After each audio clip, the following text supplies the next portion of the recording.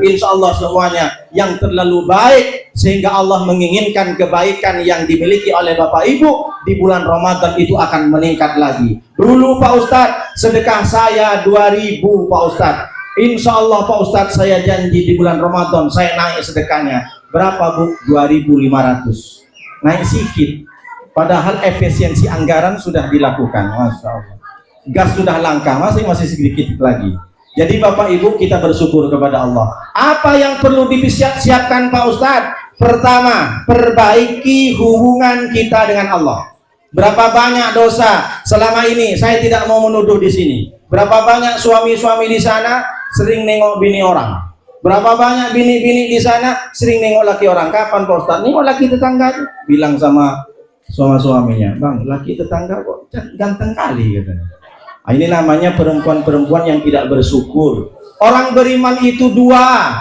Kata Rasulullah, ajaban li amril mu'minin, ajaban li amril mu'minin. Menakjubkan, mengagumkan orang beriman itu. Kenapa? Inna amrahu kullahu khairun. Sesungguhnya perkara yang datang ke orang beriman itu semuanya baik. Bagaimana orang beriman itu Pak Ustadz? Kata Nabi, in asobathu sarra sakaroh. Kalau dia dikasih tenang hidupnya, dikasih kenyang perutnya, dikasih senang hidupnya, maka dia syakarah, dia bersyukur. Tapi kalau orang beriman, in asobathu darra, ketika dikasih ujian, dikasih musibah, di PHK, orang tua di kampung meninggal, suami sakit, anak juga meninggal, tapi dia tetap sabar, dia sabar. In asobathu darra sabar. Kalau dia dikasih ujian, dia tetap sabar. Jadi orang beriman itu dua Bu. Kalau Bapak Ibu merasakan saya beriman nggak, coba pikir, coba perhatikan, pulang ke rumah, saya termasuk orang beriman nggak? Orang beriman itu apa cirinya?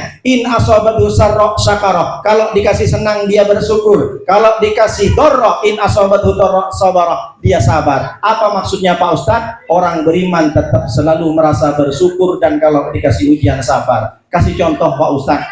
Berapa banyak orang merasakan orang lain yang bahagia. Nengok tetangga bawa mobil baru, bunyi klaksonnya tung-tung, langsung jantung koronir naik. Langsung orang tetangga beli kulkas, dia kedinginan. Kenapa Mama? Tengok tetangga, kulkasnya baru, Panasonic pintu 5. Besar tuh. Kulkas pintu 5 besar nggak? Berarti dia tidak bersyukur. Datang dari kondangan. Kenapa Mama? Kok tensinya 200/190? Dikit lagi dia stroke. Kenapa Mama? Makan kambing tidak katanya. Ku tengok Bang, tetangga Bang cincinnya 50 kilo. Beratnya 50 kilo. Ini namanya ciri-ciri istri yang tidak bersyukur. Ada nggak di sini? Tak ada. Yang ada di mana Pak Ustadz? Di sinetron Indosiar, sinetron Azab. Ibu pernah nonton sinetron Indosiar? Kenapa? Karena dia tidak merasakan apa yang dimiliki itu adalah yang paling berharga.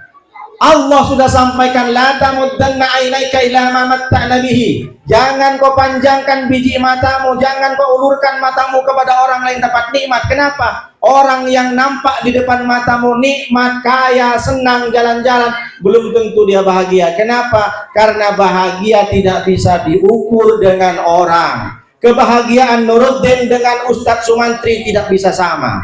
Kebahagiaan Pak RT, Pak Jamal dengan Pak Mursid itu tidak sama kebahagiaannya. Contoh Pak Ustadz, di Lampung, di Jambi, Ibu tahu kalau di Lampung dan Jambi kan ada kebun karet sama kebun sawit kan? Itu cuma terpisah dengan pagar saja. Yang ini kebun sawit, yang ini kebun karet. Bagaimana tingkat standar kebahagiaannya? Pasti berbeda. Hujan turun 3 hari 3 malam, yang senang orang yang punya kebun sawit atau yang punya kebun karet? Kebun sawit atau kebun karet? Sawit. Kalau 3 hari 3 malam hujan turun, ya Allah, alhamdulillah ya Allah, Engkau maha pengasih dan penyayang, kata si kebun sawit. Tapi bagaimana nasib kebun karet? Karet yang sudah ditakik berserakan kemana-mana. Ya Allah, Engkau kejam kepadaku ya Allah. Padahal cuma sisa pagar, sisa dibatasin dengan pagar. Desanya sama, negaranya sama, tanahnya pun sama, tapi standar kebahagiaannya berbeda. Apa maksudnya? Karena kita tidak bisa mengukur kebahagiaan itu ada orang lain. Kasih contoh lagi Pak Ustadz. Ada orang bos orang yang kaya raya, mobilnya pun GMC, Ibu tahu mobil GMC? Nggak tahu ya. Besar kan? Di sini tak ada di Batam. Paling sebesar-besarnya Alphard, Pajero ya kan? GMC besar, bos. Besar, punya PT di mana-mana, punya supir pribadi, lewat tol Semarang. Kemudian setelah sampai di tengah-tengah, nengok di kanan, ada kebun, bukan kebun, sawah padi. Di tengah-tengah ada pondok-pondokan seorang petani yang duduk menunggu makan siang. Jauh di sana ada sekitar 100 meter, istrinya bawa bekal. Katanya bekalnya sayur kangkung, sambal belacan, ikan teri. Sedap siang hari dimakan. Apa kata si bos yang kaya? Tunggu dulu sopir, berhenti dulu. Kita tengok petani itu, dibuka kacanya. Kenapa Pak Bos? Subhanallah, begitu bahagianya seorang petani tengah hari makan dengan istri dan anaknya di tengah sawah. Emang kenapa Pak Bos? Dialah orang bahagia Pak Supir. Loh, bukannya bos yang tidak Pak Supir. Kenapa? Saya sudah 2 bulan tak makan sama istri. Istri entah kemana. Istrinya punya hotel di mana-mana, jadi tak sempat bertemu. Kata si orang kaya, saya nggak bahagia. Uang ada, mobil besar, rumah besar, istri pun besar, tapi tak pernah ngumpul ketika makan siang. Apa kata si orang kaya?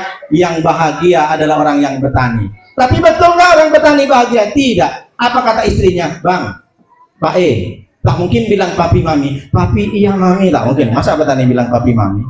Pak apa Bu tengoklah orang kaya lewat di tol Pak sungguh bahagianya mereka, tak pernah kotor tangannya, bajunya pun tak pernah kotor, naik mobil besar, pakai AC, duit miliaran, makan terserah di mana-mana. Kita Bang sudah bertahun-tahun Bang asik nak makan di tepi sawah, di depan tengah-tengah sawah Bang. Kapan kita kaya? Kata si istri petani, yang bahagia yang naik sementara yang naik mobil yang bahagia yang petani.